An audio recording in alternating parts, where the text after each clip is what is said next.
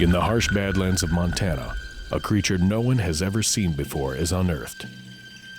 From the very moment of discovery, dinosaur experts struggle with the question of its identity. Looking for answers as to how this animal lived and died, they set out on a quest to solve an ancient puzzle. What is this animal? This is the Rosetta Stone of meat-eating dinosaurs. And there is no such a thing as a Rosetta Stone in science. This is an exploration full of intrigue and uncertainty.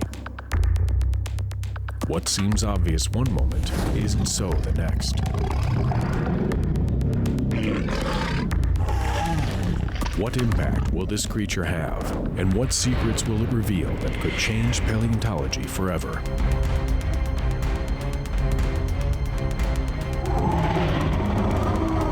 Follow the adventure of one of the most remarkable scientific finds of the last century. Follow us on the trail of the Mystery Dinosaur.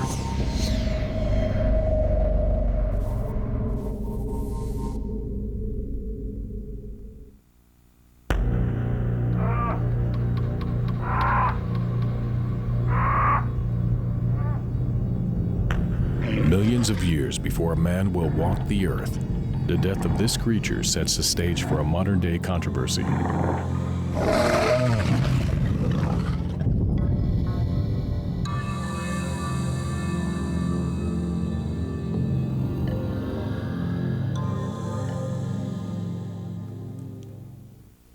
In the rugged, fossil-rich terrain of the Hell Creek Formation, a team of mostly amateur paleontologists who have never been in the field before are nearly out of time.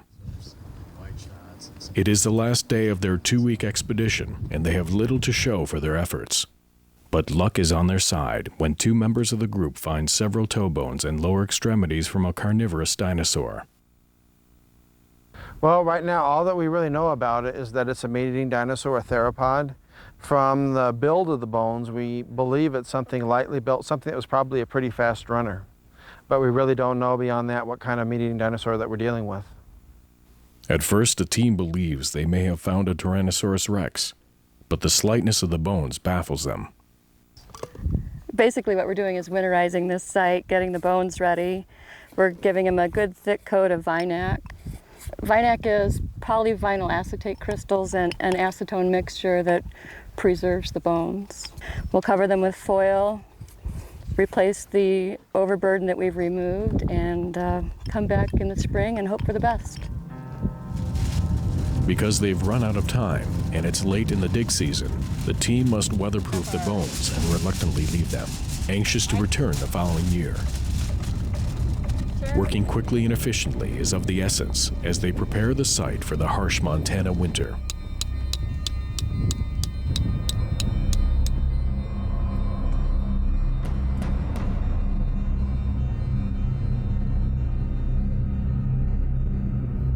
Today, the conditions in southeastern Montana are barren and inhospitable, but it was not always this way.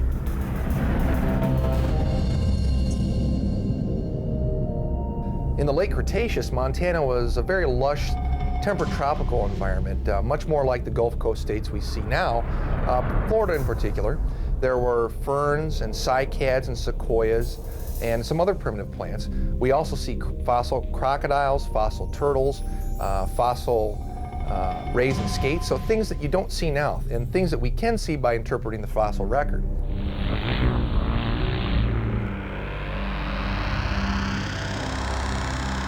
These lush settings were an ideal habitat for a myriad of animals, including dinosaurs. But it wouldn't last. In May 2002, the crew returns to excavate the skeleton. Paleontology has a rich history of amateurs finding important fossils, and this was no exception.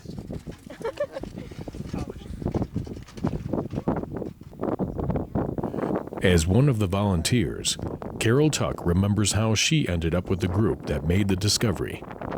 My husband decided we were going on the dig out to Montana, and I wasn't opposed to it, but it wasn't my kind of trip. I was a little leery about, what it was going to be like. It ended up being really a lot of fun, and it was an interesting group of people. The team includes an assortment of participants from varied backgrounds, each hoping to gain hands-on experience working in the field. These volunteers are equipped with curiosity and enthusiasm, though most with no expertise in science.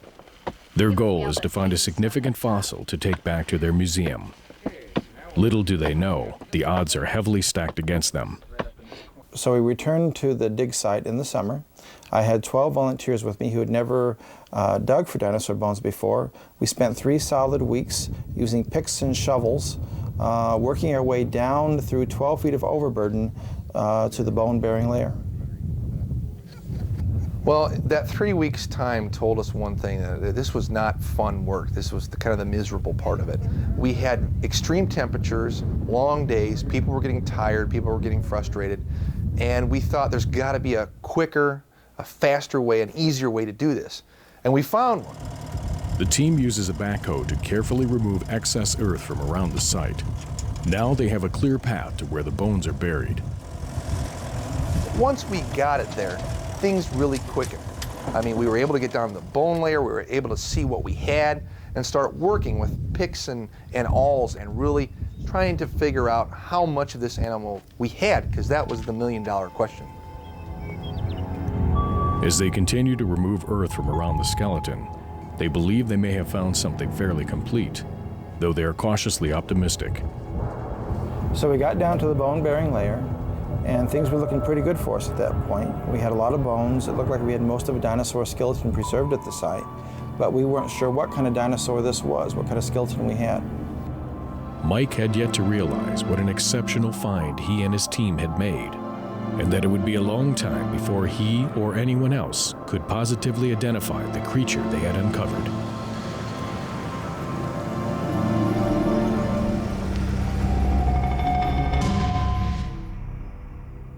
Located in the Custer National Forest, the team's camp offers a vastly different environment and a complete change of scenery from where they are excavating. Affectionately referred to as Camp Needmore, it's located over an hour's drive from the remote dig site. It is here where the team examines and prepares some of the fossils in their makeshift field laboratory. As they work with the bones, more questions are raised about their unusual discovery. Something is very different about this animal. A brief respite from the long, dusty day lifts everyone's spirits. Hopes are high that when the team has unearthed a dinosaur, it will prove to be significant. Tomorrow begins the next stage of their journey.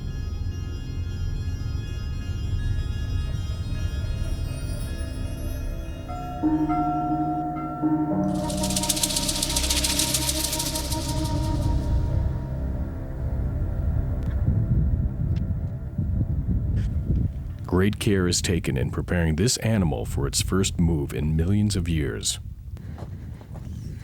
All right, we have about 8 meters this way, 2 meters out. All right, Helmut, if you can hand me the tape. Start walking outwards.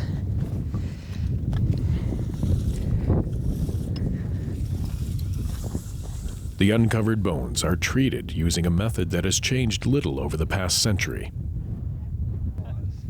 The exposed area is covered with foil, followed by multiple layers of burlap soaked in plaster. This process forms a durable, protective cast.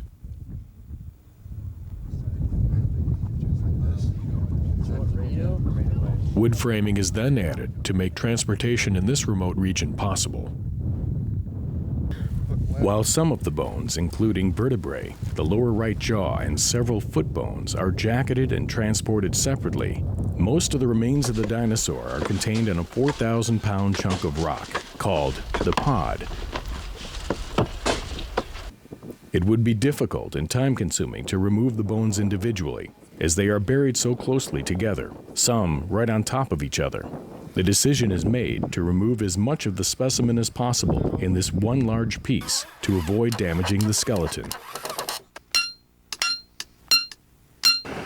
Eventually, the pod makes its way to a flatbed and then a moving truck en route to its new home. We gave the specimen a field identification or field name of Nanotyrannus, a very rare and controversial dinosaur.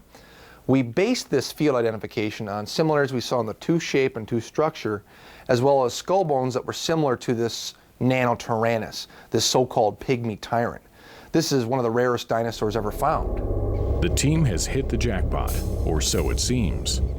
This animal could very well be the elusive Nanotyrannus, or it could be something equally as rare, a juvenile T-Rex. Now the journey for both the dinosaur and the crew who found it is about to take some unexpected turns. This is Rockford, Illinois, located on the Rock River 90 miles west of Chicago. It is here that this new specimen from the Badlands of Montana will now call home. Since 1941, the Burpee Museum of Natural History has remained a cultural focal point in this community. As the museum prepares for its arrival, Rockford welcomes and embraces this exciting dinosaur, now known as Jane, named for a museum benefactor. This is Rockford's dinosaur. Rockford people found it. Well, Rockford's never seen anything like Jane before, and I think what Jane has done for Rockford is help give this community a little bit of faith in itself. Suddenly, this modest museum becomes a destination for paleontologists and dinosaur enthusiasts from around the world. Oh, you wouldn't believe how excited I was when I saw these bones. And this is one of the top specimens of a carnivorous dinosaur to come out of the late Cretaceous. Amidst the fanfare, a long-standing controversy is reignited. Is this a Nanotyrannus or a juvenile T-Rex? For years, they have been listed as separate species on the dinosaur family tree, but there are some who believe they are the same animal. In 1941, the Cleveland Museum of Natural History collected a small tyrannosaurid skull in southeastern Montana. Now, this single skull has sparked a lot of debate and controversy over the last 60 years. It's gone through several name changes and redescriptions. In the late 1980s, it was named Nanotyrannus lensensis, the pygmy tyrant. Well, that name hung for about 10 years when it was redescribed as a juvenile Tyrannosaurus rex. But the interesting thing is that these paleontologists were arguing over one skull of one specimen. And really, that's why we're excited about Jane, is because Jane has the potential to have so much more material for all these paleontologists to argue about. My first impression of the bones of Jane, which I've just had a chance to see, is that it is likely going to solve the riddle of Nanotyrannus. It's complete enough, there's enough of the specimen there that you have a very good chance that you're going to resolve the whole problem of whether Nanotyrannus and Tyrannosaurus rex are the same animals or not. Finding itself at the center of a scientific firestorm, the Burpee Museum sponsors the Great Dinosaur Debate in an effort to present all sides of this controversy. To great, big, thick crunchers. This would have to happen, correct? All right, reduced tooth count and great fat teeth. I've been writing up the morphology of Tyrannosaur teeth, and teeth are so labor intensive that I have no problem saying that I hate teeth. I'd rather have a skull. Why is this the first Nanotyrannus skeleton that's been found? Because Nanotyrannus is a smaller dinosaur. Smaller dinosaurs there's a preservation bias in the Hell Creek. Sedimentation was not very rapid in the areas where we collect. Therefore, not very many fossils get preserved. If you're something as big as a T-Rex, it takes a really big flood to wash your bones away. Dinosaurs go through changes that are astonishing compared to living mammals or living birds. I mean, an adult T-Rex is a 6-ton animal, and yet it came out of an egg that's not much bigger than this. Very little is known about dinosaur ontogeny, a term that describes the changes in body form that occur with growth. This is especially vague with regard to the Nanotyrannus juvenile T-Rex controversy, because in either case, Jane is the only skeleton ever found. If Jane is a juvenile, she would have eventually gone through a period of rapid growth. But if she's a fully grown animal, the bulk of her growth was completed by the time she died. As a hatchling, young Jane would have had a voracious appetite. The similarities between Jane and the Cleveland skull may be related to growth, and they may still both be juvenile T-Rex. Even though most of the bones haven't been exposed yet, this skeleton has already posed many questions. With Jane's identity in doubt, it becomes obvious that it's time to take a closer look at all the evidence at hand. Whatever lies within the pod is ready to emerge. Now the real work begins.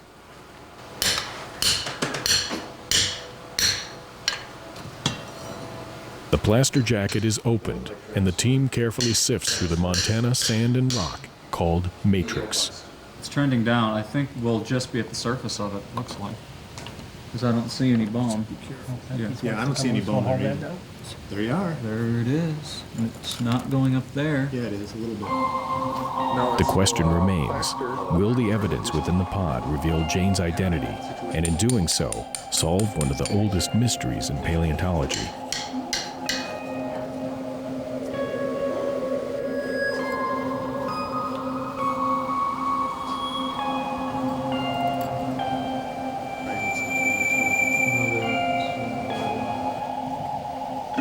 Wow. We hit bone. Houston, we have bone. How did you come back? Where we cut it off open, maybe?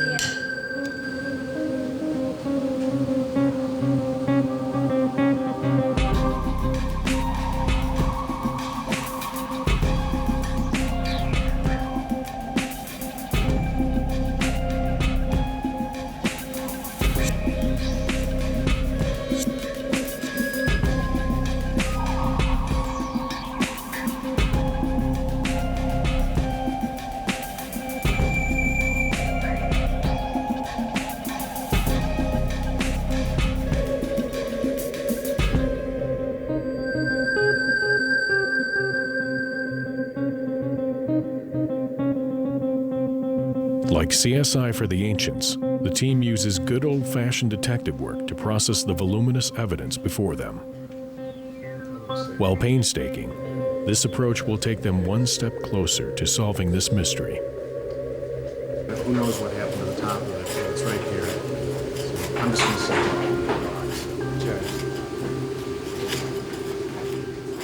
A webcam, or dinocam as it's called, gives outsiders the opportunity to witness this progress in real time as Jane is slowly revealed. Meanwhile, innovative techniques in fossil recovery and reconstruction are implemented in the museum's preparation lab. For example, an air abrasion unit uses baking soda to gently remove debris from specimens too delicate to work on with conventional tools. Each bone seems to have a story, or is part of a greater one. But doesn't it seem a little bit long, proportionally, to be a finger bone to a Tyrannosaurus rex? If that's Jane's finger bone, she had very long fingers. And that could be important because if they're longer than a Tyrannosaurus rex, it may mean we're dealing with another kind of animal. So I think that's a very important bone. That's a good discovery. So would you care if I gave Seeking Dr. expert Curry or Dr. advice, Bacher they learn that and this take a finger look at it? bone is actually a toe bone. I'd call them right away. So these are the kind of things that sometimes happen in paleontology, and you know, we're only human. Because of the importance and rarity of Jane's skeleton, a special set of two-part molds are created. First, a clay base is built around each of the most important bones. Silicone rubber is poured to make the mold. This liquid gets into every crack and crevice, and when set, becomes an exact replica. Hard plastic casts are then made. Burrs and edges are cleaned so that the reproduction can be handled and studied in place of the actual specimen. These will be sent to scientists all over the world.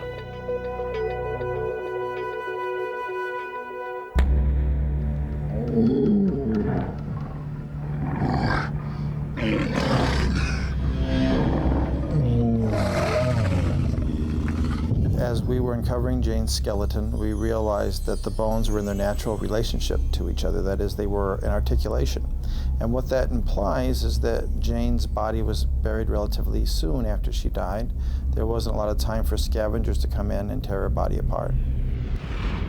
For Jane's body to be buried quickly, she would need to have died near a water source like a river or a stream. As rigor mortis set in, her ligaments tightened, pulling her body into what is called the classic dinosaur death pose.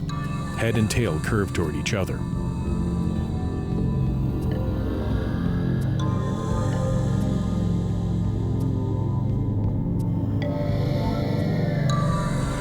Soon afterwards, rain flooded the water source, which washed sediment over Jane's dead body and protected it from scavengers. This process blanketed and shielded her bones, which became fossilized over millions of years until erosion finally exposed her.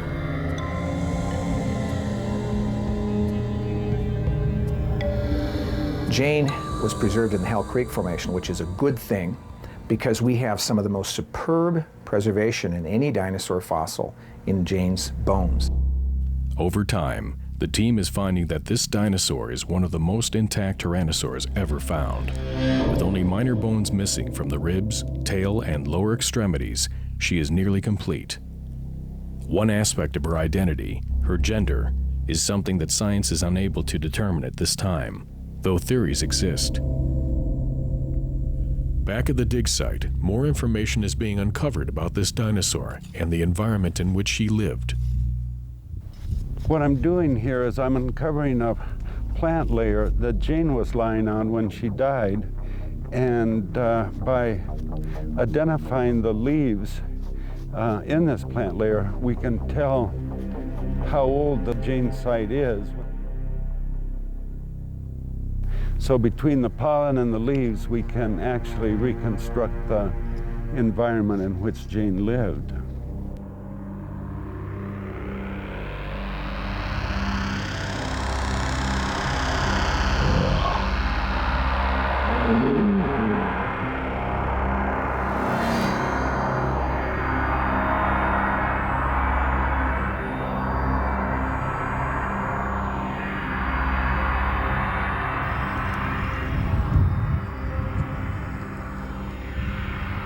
For southeastern Montana to go from a tropical haven to this barren landscape takes some explaining.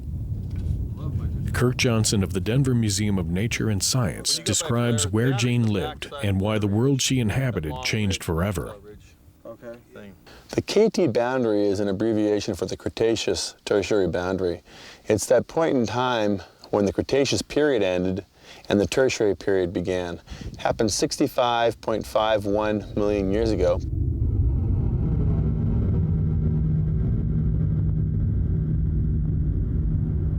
But this was one of the most important events that's ever happened on planet Earth. It records a time when North America was struck by an asteroid that was probably about the size of Denver, Colorado, about 10 kilometers in diameter, moving at 20,000 miles an hour. Immensely large rock struck the Yucatan Peninsula of Mexico and made a crater that's 180 kilometers wide and deep enough to crack the Earth's crust. Profound event, one of the largest asteroid impacts ever recorded on the planet. And this event appeared to have a major effect on the world's plants and animals.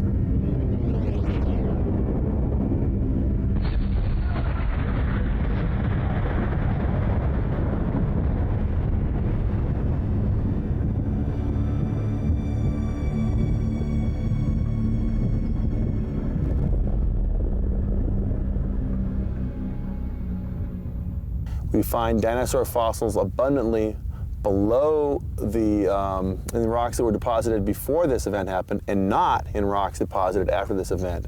It's for that reason we propose the theory that dinosaurs were killed by events related to the asteroid impact. If we look closely at the KT boundary layer, we see evidence of microtectites, tiny glass beads that rained down on the planet after the asteroid impact. Using this information, scientists are able to determine the age of the site where Jane was found, and therefore, how old her skeleton is, 66 million years. Kirk Johnson's discussion of the asteroid impact explains the stark conditions of modern-day southeastern Montana. But as scientists reconstruct the environment when dinosaurs walked the Earth, they also get a better idea of what Jane was like when she lived.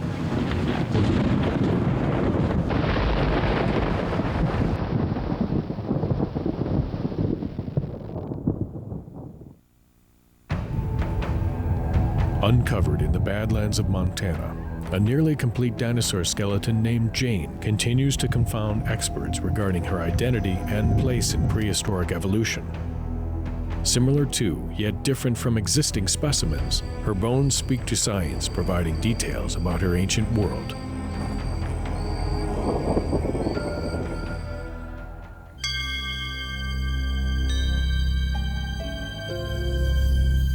Evidence suggests Jane was a ferocious predatory animal.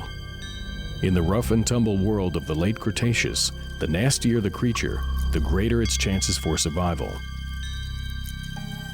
Peter Larson, founder of the Black Hills Institute, puts it best. This animal was fast. Unlike an ostrich, this animal also had big teeth.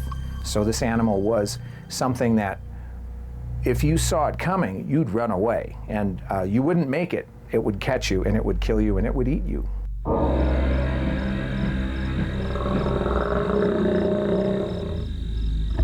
With the scent of nearby prey in the air, Jane and her pack decide to move in. It's a world of eat or perish, and with numbers comes strength.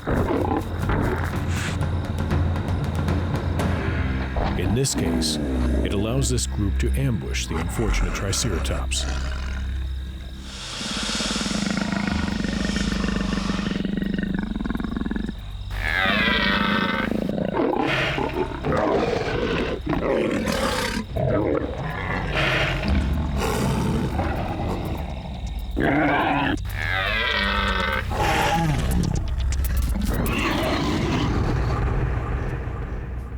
At the Indianapolis Children's Museum, the remains of a Triceratops may give us a glimpse as to how Jane hunted. There's one specimen that we collected out in Wyoming we call Kelsey, which is a Triceratops skeleton. And with that skeleton, we found 20 plus shed teeth. Now, a Nanotyrannus skull has only about something like 60 teeth in its skull at one time. So you lose 20 teeth in one feeding, you're not going to be feeding very often because it takes 2 to 3 years to replace that tooth. But the problem is behavior rarely fossilizes. We can't see exactly how this Triceratops died. Was it run down, hunted, and killed by a pack, a single individual? Did it die of old age, and did someone else come along, a Nanotyrannus, and feed on it? How this occurred, how this animal died, we can't say. Jane was equipped with the right tools for hunting. With forward-facing eyes, it's probable she had binocular vision and acute depth perception. In addition, features in her skull indicate she possessed a keen sense of smell. And of course, there's the teeth. This is going to cut, this is going to fillet you. If you're a dead dinosaur, Jane would come by and neatly, precisely cut meat off the bones. Whereas a T-Rex will come by and just smash the bones to bits. Whether or not Jane and her species hunted in packs, they were formidable killing machines.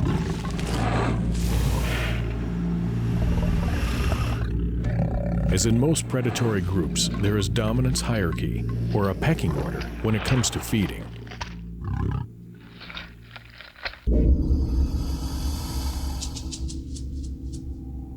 It appears as though the pack won't be able to finish what it started.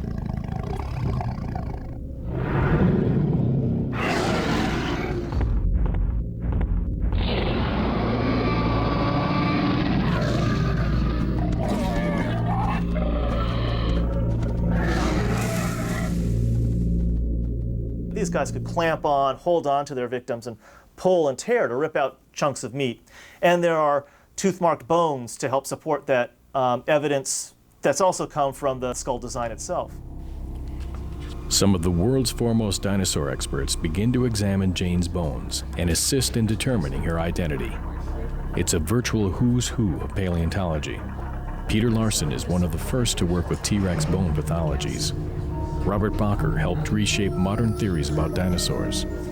Jack Horner is one of the best-known paleontologists in America. Paul Sereno has discovered dinosaurs on 5 continents. Tom Holtz and Pete Makovicki specialize in the evolution of theropod dinosaurs. Phil Currie is one of the world's most influential Tyrannosaur experts. Thomas Carr is one of the most cautious skeptics of the Nanotyrannus theory. Rather than solidifying their opinion regarding Jane's identity, there's even more division among these experts. You guys at the Burpee Museum have the only good specimen ever found of Nanotyrannus. I think most people pretty much come to the conclusion that it was a juvenile Tyrannosaurus. So you might want to call this ultimately Tyrannosaurus lancensis. Well, at least we're all sure she's a dinosaur. If Jane's skeleton is that of a young T-Rex, she will be the only specimen in existence and will help answer questions regarding the growth and development of the Tyrannosaur family. But if she's something else, she will help to shed light on the still murky dinosaur hierarchy of the Cretaceous period. Mike and Scott try to pin down Jane's identity. And any other Tyrannosaurid except the Cleveland skull. Namely, it's this large opening here, this foramen. And the only other place I've ever seen it is on this Cleveland skull here. You can see right there the hole is almost an identical spot. I know people have thought that might be some kind of a bite mark, but obviously Jane has it too. And it's not a bite mark in Jane, not from the way it looks to me anyway. But well, you know, that's one of the things that they first talked about was that it could be a pathology. And I think I agree with you that there's just no way, the chances of both of these being a pathology in the same spot is very, very unlikely. The scapular blade, the shoulder blade that extends up the back. Again, immediately, it didn't look anything like a Tyrannosaurus rex. It was much broader. So for us to go from 17 teeth in the lower jaw of this animal to an adult-sized Tyrannosaurus rex, which only has 13 teeth or less in the jaw, doesn't make sense to me. We know this is T-Rex. What is this?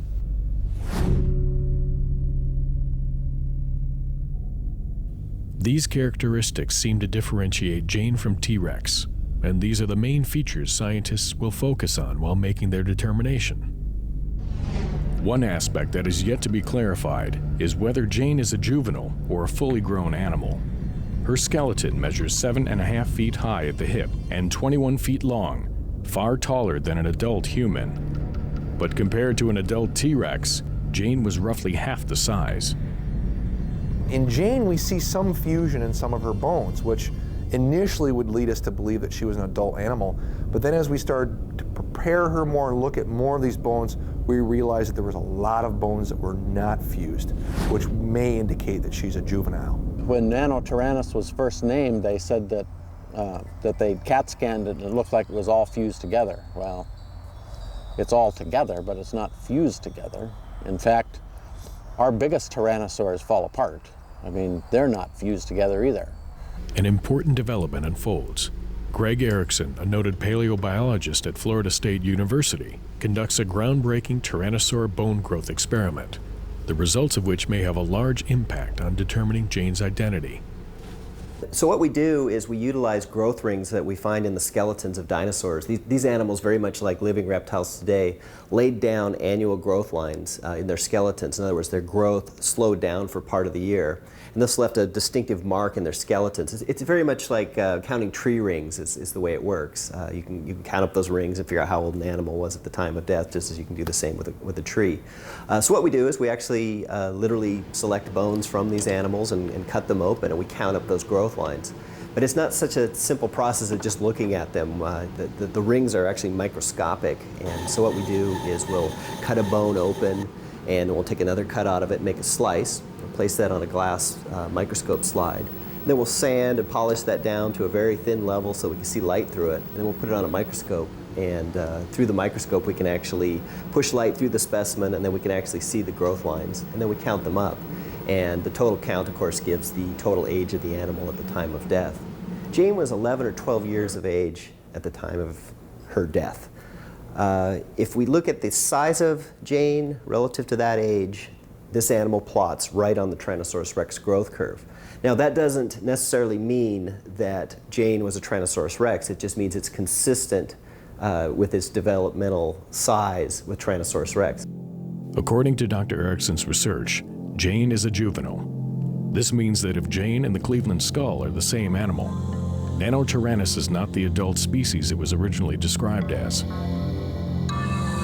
At 11 or 12 years old, Jane is still growing at the time of her death. Does this make her a juvenile T-Rex? Or do her bones tell us she's a different kind of animal altogether? The time has come to get some answers.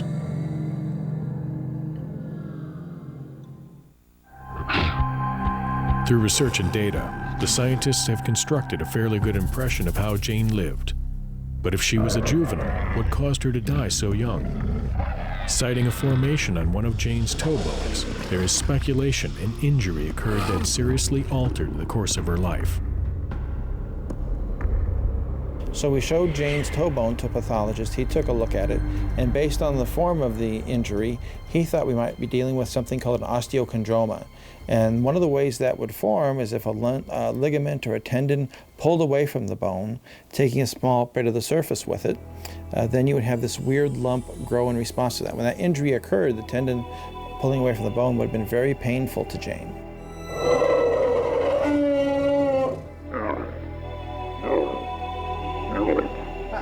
In order to take their investigation further, Mike Henderson and Scott Williams visit radiologist Dr. Christopher Vittori at Rockford Memorial Hospital. As you know, we've got this new dinosaur that we're working on, and one of the things that we found was this interesting toe bone here. It has this weird growth or bump on the side, and we had a pathologist look at it, and he thought that it might be some type of tumor. However, you know, the only way to be sure would be to look inside, and we don't want to cut it open, obviously, so the other option would be to have it CT'd.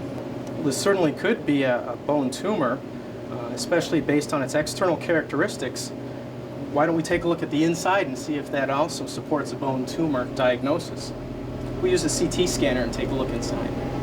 We just put the bone on the table for the CT scanner, and it moves slowly into the hole in the center called the gantry.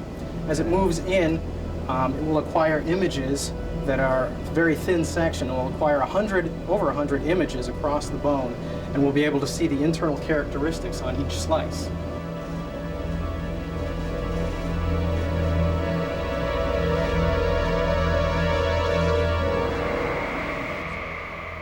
Yes, this is one of the representative slices through the bump on the bone.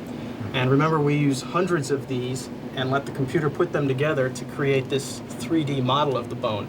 And you can see the bump right here. So this is very abnormal. We also had the computer reconstruct kind of a slice right through this area, through this black spot, so that you can see this type of slice. And you can see here that this isn't really a bone tumor at all.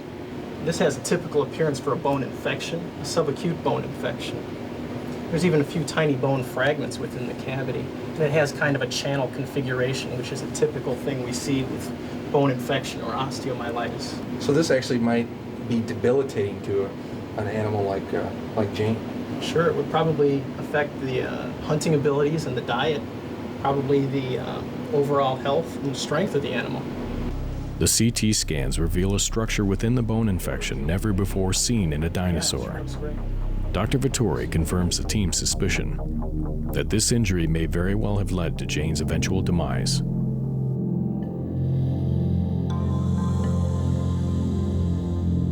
In February 2005, Jane's reconstructed skull is unveiled to the public at the Burpee Museum's annual PaleoFest.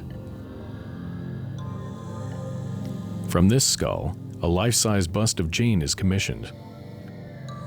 Tyler Keeler applies a combination of science and art, as well as techniques he uses as preparator and paleoartist in Paul Sereno's lab at the University of Chicago.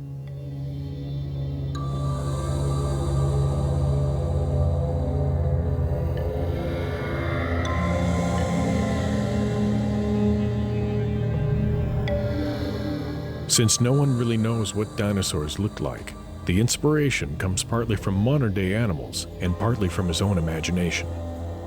Did dinosaurs have lips? What was their skin like? What kinds of markings and colors did they exhibit?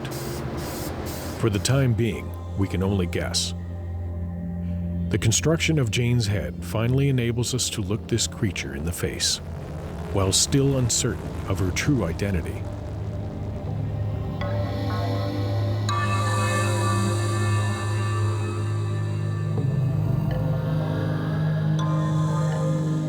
Well, when it comes to identifying what Jane and by default what the Cleveland skull really are, I don't envy Mike at all.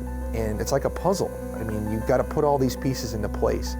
And you also have to stay true to scientific theory.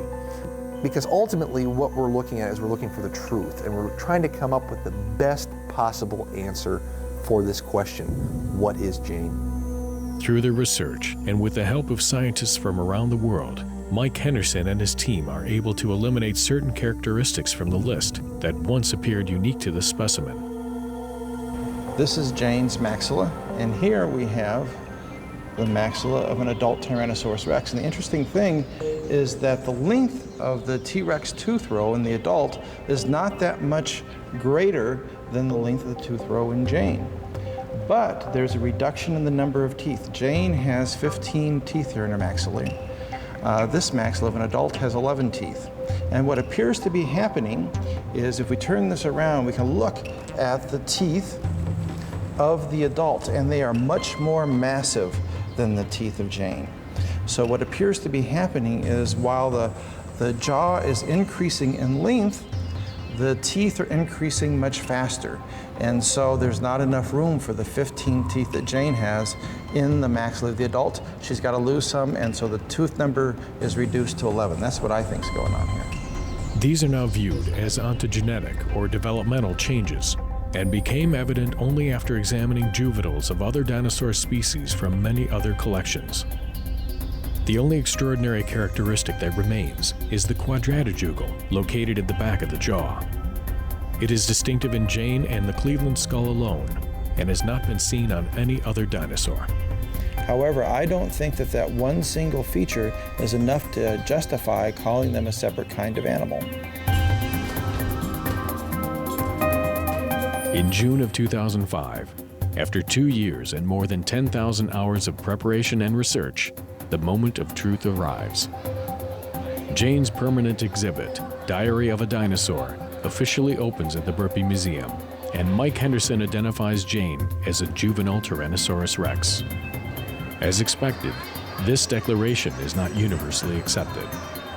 Even though everybody was sure when Jane was found that, okay, this is going to end the debate, it didn't. I think that, now we need a few more specimens before people are going to really understand what's going on with this dinosaur. I'm still convinced that Nanotyrannus is a valid genus, and in a way, I guess it's okay, because the longer that debate continues, the more we're going to learn about this really, really interesting fossil.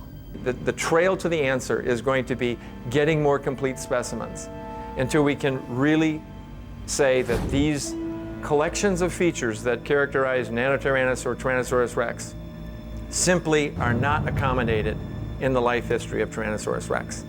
When that surfaces as the answer, we will have more than one large predator at the end of the Cretaceous. As the debate over this animal's identity continues, the Burpee Museum and Northern Illinois University host the world's first symposium dedicated solely to the family of tyrannosaurs. During the symposium, some new and important research is disclosed. Surprising CT data now exists showing there are dramatic differences between the brain cases of the Cleveland skull versus that of an adult T-Rex.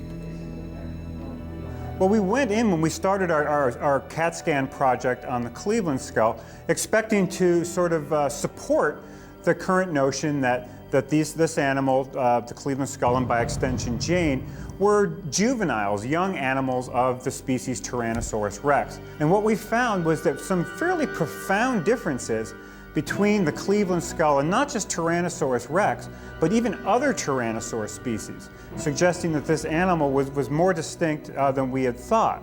And from our standpoint, it's very difficult for us to sort of accept that the differences that we see could somehow change through growth into what we see in Tyrannosaurus. It's almost too much change for us to expect. According to Dr. Whitmer, Jane cannot be a T-Rex after all. This startling data sends ripples through the scientific community. I was relatively secure that Nanotyrannus was just a juvenile T-Rex. But just today, I saw some new information presented from CAT scans of the brain case and of the air sac chambers inside Nanotyrannus that show it's very different from all other T-Rexes studied so far. Comparing an adult T-Rex skull to the Cleveland skull shown to scale here, one of the primary differences is the orientation of the inner ear canal, the organ that provides the sense of balance. The T-Rex displays a horizontal head position that is common among Tyrannosaur specimens, while the Cleveland skull has an unusual downturned head posture. Taking a closer look inside, the inner ear and air sinuses in T-Rex are situated next to the brain. In the Cleveland skull, these same features are located far to the side of the ear. Additionally, this skull exhibits bizarre anatomy not found in any other dinosaur. Just when scientists are convinced Jane is one animal, evidence surfaces that may once again steer them in another direction. As far as what Jane is, I have to say I really don't care. That was settled 66 million years ago when she hatched out of an egg in southern Montana. My job is to look at the evidence of her bones, try to decipher what they're trying to tell me. Does the evidence indicate that she's a juvenile Tyrannosaurus rex or a different sort of animal altogether? In a debate as volatile as this, questions remain. Is there ever really a definitive answer in science? And with all this information and experience, what is the true goal here? Is it simply to identify this dinosaur, or is there more at stake? Controversy, curiosity, evidence, mistakes. These are elements that compel scientists to seek the truth. Our science is in some ways more of an art than a science. If we're going to keep on progressing in science, we need more information. And in paleontology, more information is more bones. And the great thing is, I'm happy if it's a nano, I'm happy if it's a juvenile T-Rex, because I got to play a small part in this great debate. When setting out on a quest, no one ever really knows where it will lead. For this fortunate group, a single discovery has affected their lives in exciting and challenging ways they couldn't have anticipated. Volunteers went out there for the first time and just stumbled across this site. I mean, we were really just looking for whatever we could find. It appears the controversy is not over, and this mystery dinosaur, while named by some, remains an enigma. Whether she is a T-Rex, a Nanotyrannus, or another species, her contribution to the world of science is perhaps her greatest benefit.